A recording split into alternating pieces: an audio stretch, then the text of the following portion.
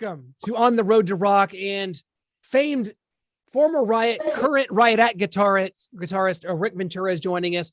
Rick, welcome to the show. How's everything been going? It's a busy time for you, and that's definitely a good thing in 2022, my friend. Oh, yeah. Since the past few years, basically ground to a halt. Right.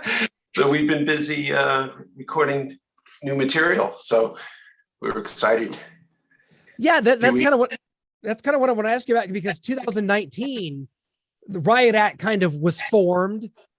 Was it kind of a combination of trying to get your ducks in a row? COVID happens. What was kind of the process as far as getting this new music together and kind of getting this project to where you wanted it to be? Well, everything was going really, really great in 2019. The band had just formed.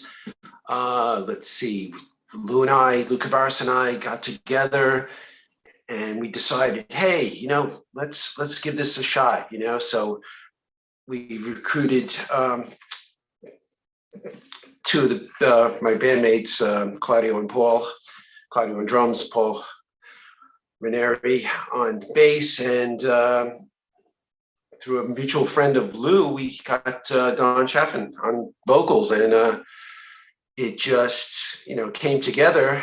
And then this crazy virus hit, and things went downhill. It just came to a halt. Yeah. And unfortunately, we lost Lou. Yeah. 2 years ago, so it was really it was a struggle. It was devastating to the band. We had just been inducted a year or so earlier into the Heavy Metal Hall of Fame. We had played there the following year. I guess it was 2020 when we played there in January. The only time we ever played live, So right. And then, we spend many months after Lou's passing deciding, what are we going to do, it was almost like I viewed it as like the dreaded Riot curse, because we've always had such crazy bad luck, I know. Losing members, and it was so tragic, but after a number of months, we said, hey, we all want to play, we wanted to play. There was music that had to get out there, and that was the whole concept of getting the band together. So we forged ahead, a number of songs written and ready to record, and we just we all wanted to do it, and Lou would have wanted us to do it, and Closer to the Flame is the result of that. Closer to the Flame, indeed. It comes out April 1st. And do you kind of view this as sort of a triumphant moment for the band, and at the same time kind of paying tribute to Lou, what he did, what you guys kind of did together, and that this is all kind of coming together finally? Not only an album coming out, but some tour dates on the books. We'll get into that, but this is kind of a culmination for you guys, and it also pays tribute to Lou. Yeah, it's all that, it finally, it all came right. It all came to fruition finally after 2 years of hell, basically, So, it's an exciting moment. We've done two videos. Did a video for the song Wanted, and we just released Stand or Fall about 2 weeks ago. Yep. And we'll be working on another one, actually. So by the time the album's released, there'll be a new video out there. So, the ball's rolling, and we're really thrilled. I think it's a strong album, and I think a lot of the Riot fans will like it, and new fans will like it. Anyone that likes, good, hard driving rock is going to like it. That's how I was going to describe it. Just checking out the video for Stand or Fall, which just came out, like you said, a couple of weeks ago. Great hard driving melodic rock and roll, which I think, sadly, that seems so simple, but I think it's missing in a lot of today's American, music lexicon. But the videos are important. And let me tell you, almost 25,000 views for Stand or Fall, which is awesome. There's 30,000 on for Wanted. These are big deals, and these look like very good productions.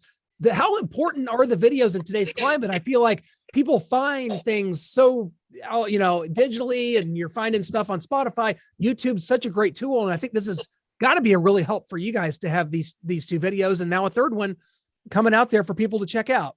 Yeah, and this is it has been the wave of the future, and it's just the ways to get music out there, so you could reach anybody, from a major city to someone living in a hut somewhere on a deserted island, Sure. So it's like, we'll pick up some bands, some South Pacific island somewhere, anywhere, so it's real important, that's why we're just gonna bombard it and just do a full out media blitz with this release, just get everybody to know about the album and the band, and the music too, because the music, I think it's about time that this music gets its due. It's just been too long. I don't hear this kind of stuff out there. There are a lot of new bands out there doing it. To name a few, just for the hell of it, Rival Sons, yep. Dirty Honey, this. Yeah, they're great. Struts, there's a lot of cool rock bands out there now, so hopefully it's a resurgence of it, Absolutely agree. I want to ask you about vocalists. You talked about Don Chafin. He is tremendous. He's been out there a long time. He's done a lot of things. Kind of, how did you find him? And you talk about someone that, as I'm checking out the album and kind of, getting an early copy of it, his voice, I don't know that you could find a voice that's more perfectly suited for your guys' style of playing, for your style of playing, for kind of the bass and drum sound that you guys have. Don, man, you guys really hit it out of the park with him. I mean, he's tremendous. Yeah, we're very lucky. A friend of Lou's turned us on to him. And when we first heard him, we were like blown away. I mean, I was blown away. We gave him, I think, 3 Riot songs to do. And when we rehearsed, it was just like, whoa, I felt like I was back, Fire Down Under period, because he really put the songs across, and just the power of his voice, the tone, and he has a great range, and it's just perfect for my writing style, actually. So it's like a match made in heaven. So it's kind of unbelievable, really. It is, and it's most fortuitous for you guys. I'm really digging it. And what's cool too that I see out of this is, if you pre-order the album, as of now, it's available for pre-order on napalmrecords.com. You can get it and pre-order it. And just looking at the setup here, this is not just an album of original material, which it is, 10 songs. It looks great.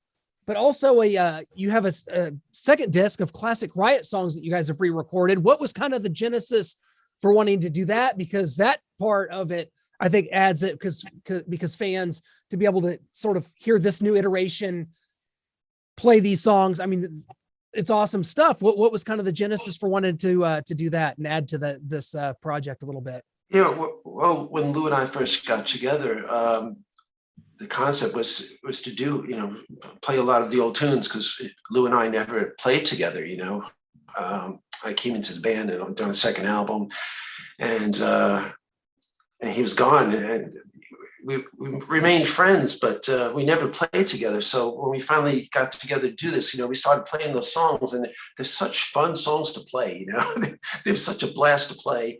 And we decided, we did an EP. We did, I think we did 6 songs, and it was available on our website.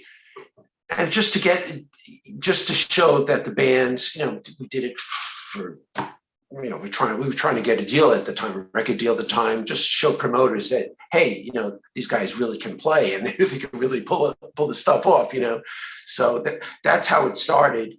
And and the whole original thing was, right behind it. So we just wound up doing, the record company asked us to do, hey, throw some more songs on there, some more Riot songs. So we did 12 tunes, Lou's on there.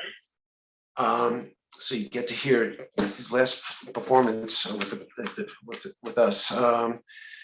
So yeah, there's 12 tunes. So I think fans get a kick out of it, because it's kind of cool to hear him again. And Don does just justice. Everybody does justice to him. Oh, it's great. It's great stuff. And I tell you, Riot is one of those bands that it is really hard to kind of capture and compare what Riot is, because I always say this about bands like Riot or the Choir Boys or Rose Tattoo or Zebra. It's almost like they're either your favorite band or you don't quite know who they are. Riot is just what is it about Riot that sort of creates this like absolutely devoted cult following, and yet like kind of exists on the peripheral to some, more casual rock fans that you're into Bon Jovi and Poison and things. Yeah, well, it was always cool. Like, when I was growing up, and my friends and I would turn each other onto bands, the underground bands, these cool bands that nobody knew about, so that was always the cool thing, to find a cool band and then turn each other onto them. And we were always that band, we were always the underground band. We came up in an era where the music, that type of music really wasn't in vogue at that time. It was the very late 70s, very early, like 77, 78, 79. And so it was really the disco scene back there in New York. It's like people would say, wow, what are you guys playing? It's like, we were playing, the Deep Purple, Montrose stuff when we were first starting out, all kinds of, just hard drive rock and roll and all originals. Right, was even before I was in the band, it was all original, and it was just devoted to that genre of music. That was just in our blood. No question about it. Just going back to your time there, 4 studio albums, 2 live albums, including the legendary 5 Down Under, touring the world with bands like AC/DC, Black Sabbath, Rush.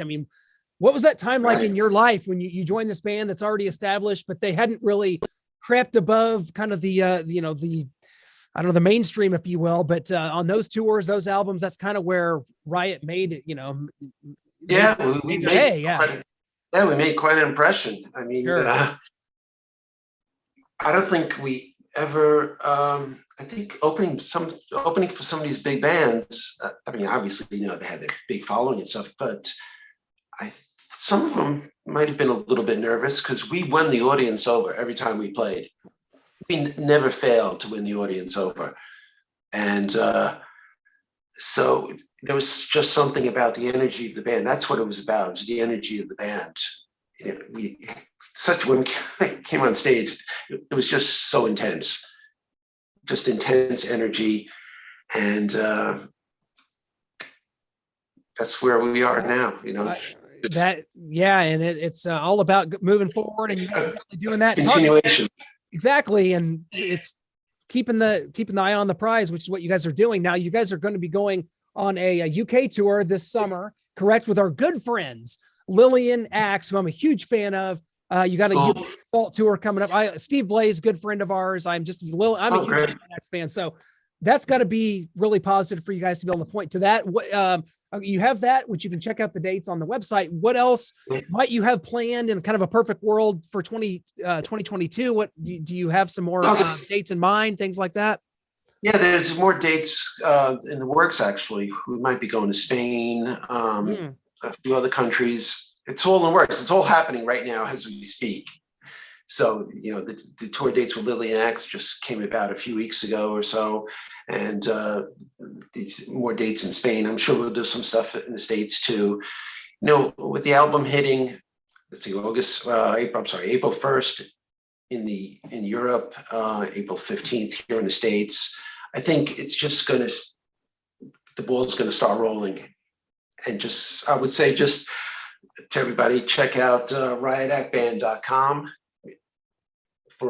We'll keep you posted on everything that's going on with the band, and you let everybody know, right? That's what we're here for, Rick. That's what we're here for. Yes, indeed, sir. We got your back. Yeah, Rick, thanks. was there ever a point during this that, whether it be Lou's passing or just the COVID in general, and so Mhm. many bands and tours gone. And I mean, my life changed a lot. I'm on the road, hitting 50 shows a year, doing interviews, and that's kind of my life. And it changed drastically. But for you guys, was there ever a point where you thought this just isn't going to take off? This isn't going to work? And I mean, was there ever a point where you had to really, really rise out of lethargy to make this happen? Yeah, I was going. It was, there were a lot of ups and downs. A lot of ups and downs in the past 2 years. Sure. Just you went through it. Everybody in the world went through it. Just recording, everything was difficult. I never experienced anything like this. It was the way I did some. I do my demos at home, then show them to the band, then we meet up and keep our distance, and it was just so unusual.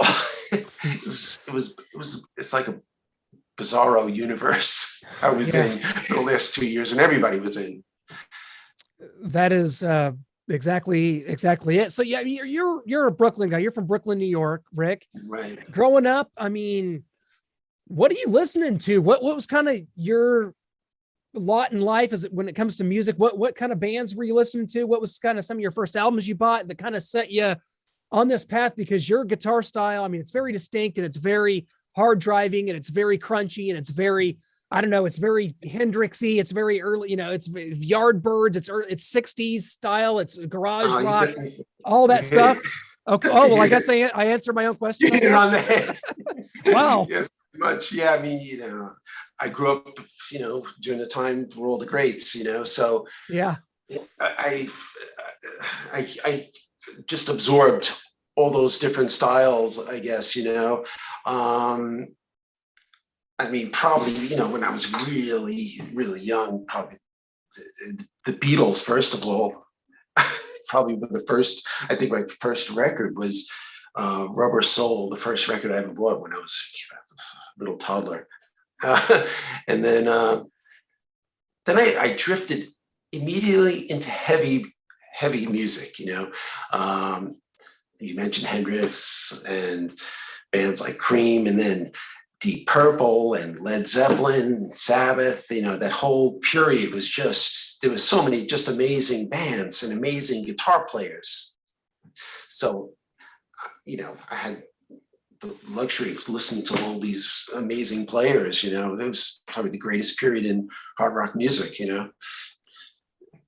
I completely agree, which is why I do this show and I talk to people like you. I'm 38 years old, man. I get what I get now. I mean, I got to see so many bands, thank goodness. And we've lost so many members in the last 5 years, but to be able to at least the music is kept alive by bands like yours, by bands like Riot Act that still are able to wave that flag. Because for me, I didn't get to see Kiss on the Love Gun tour. I got to see Kiss on the reunion tour, at least, or the farewell. You know what I'm saying? So like, this is I'm playing catch up when I can. Okay, interesting.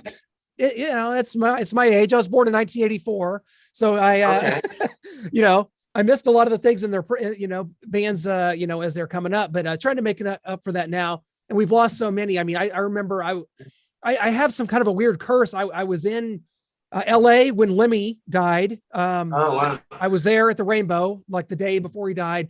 I was at AC/DC's last show with Brian Johnson to date in Kansas City. I was at Twisted Sister's last show in Sioux Falls, South Dakota. I was at Motley Crue's last concert in LA. Of course, that's going to be recognized. That's going to be rectified this summer. But that's just kind of the thing. Your heroes don't last forever. It's a sobering thought. Sure. And you guys have experienced that maybe more than any band. People within the Riot camp, it has been very rough and kind of, like you said, almost a curse. Yeah, we lost Guy, Rhett, Mark, and Lou. Unreal. It's unreal. But getting back to the music, I mean, there's just so much music. Like you're saying, playing catch up. I mean, you've got so much. There's so much to catch up on. It's just unbelievable. The history of, and the fans of this music, they're hardcore fans, and I think those fans, they're with you for life. Heavy metal fans, You know, 100%. it's almost like I view it's like country music. You know, country music fans.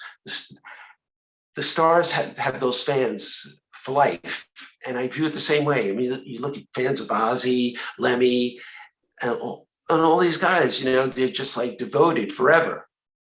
It's in your blood. That's just fascinating about this music. You know, and it's ageless and it's in your blood. So, I mean, it's almost like I was born into it. I'll never forget, Rick, seeing my uncle's Kiss Destroyer record in my grandparents' basement. I had no idea what it was, but I knew whatever that is, like, I like that, you know, I want that in my life, kind of life changing. You know, we all have those moments, but glad to, yeah, it's so exciting. Well, Rick, I tell you what, we're kind of running short on time here. I want everybody to make sure you go to riotactband.com. That's where you can get all the information, all the tour dates that are going to be coming out. The album itself, you can pre-order it right now. It comes out in Europe on April 1st, April 15th here, but it's Closer to the Flame. It is so tremendous right now. I'm just getting ready to let you know it's got to be my album of 2020. I know 2022 is kind of young, but it's my album of the year so far, sir. So at least, thank you, man. Thank you. Solace in that. Can't thank you enough for joining us, Rick. It's been such an honor. Keep fighting the good fight. I hope to see you guys out here in America sometime in the near future, my friend. Yeah, same here, man. It was a pleasure. Thanks a lot, Rick. Take her easy, bud. Thanks.